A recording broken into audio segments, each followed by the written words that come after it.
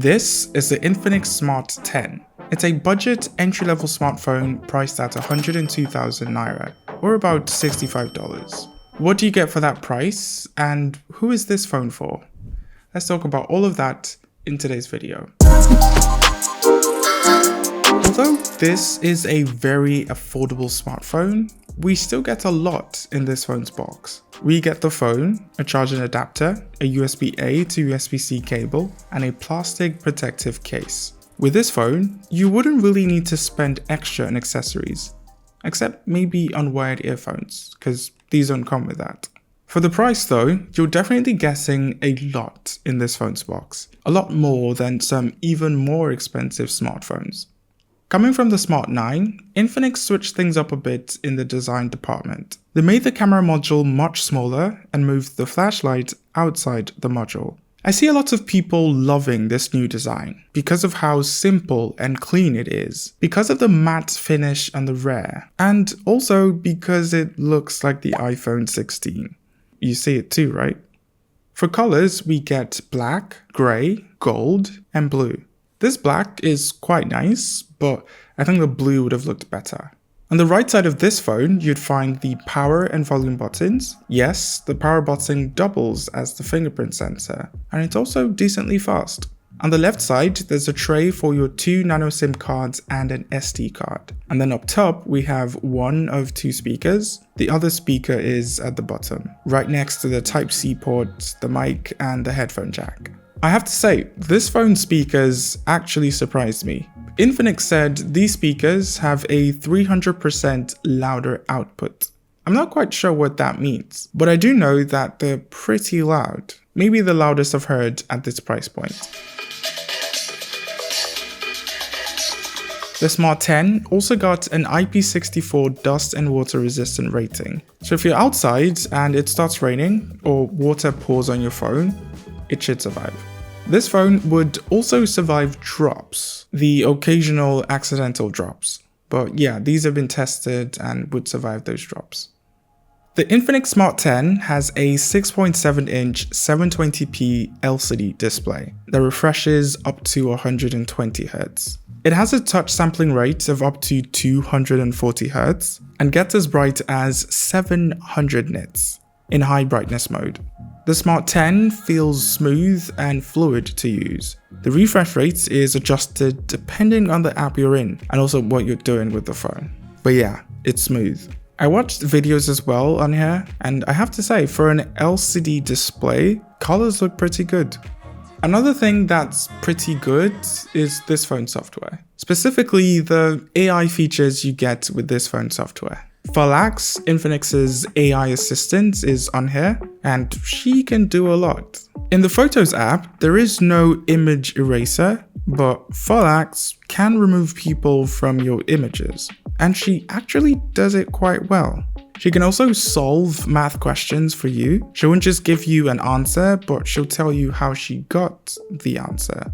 English isn't left out. She can also help with that. She can help rewrite what you've written. She can change the tone. She can fix grammatical and spelling errors. Very useful.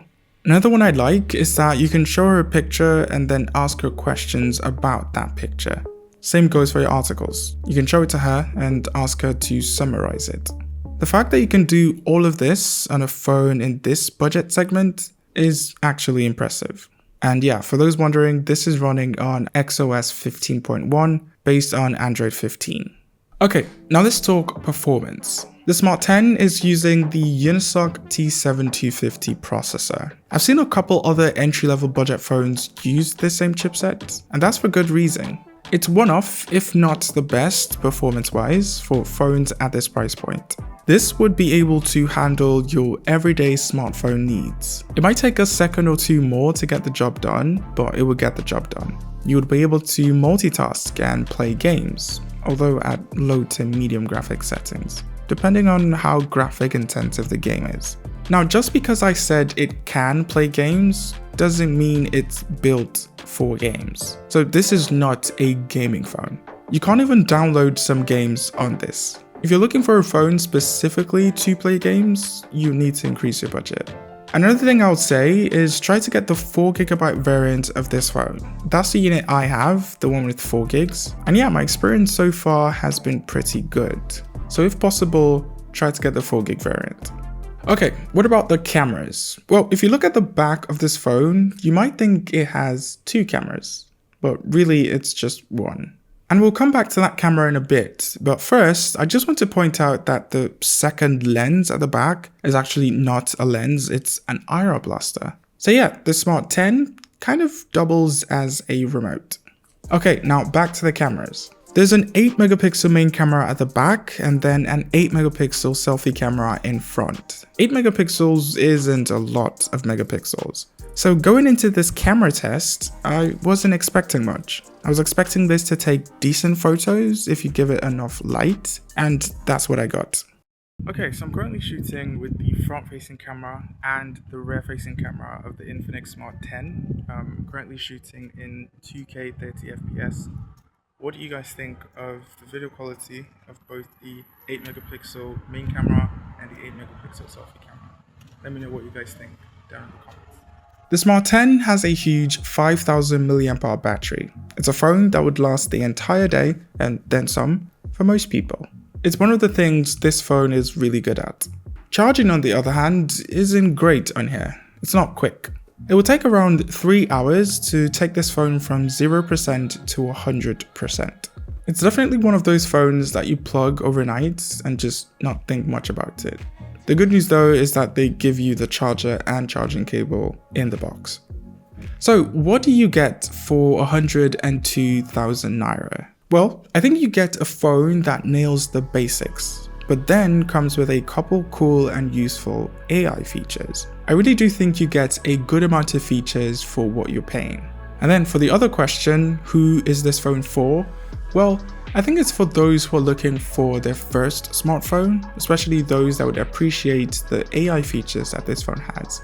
If you're also looking for something with a big battery that would last the entire day, this is also one you can consider. So yeah, that's the Infinix Smart 10. Let me know what you guys think of it down in the comments. Thank you guys so much for watching, and I'll see you when you see me.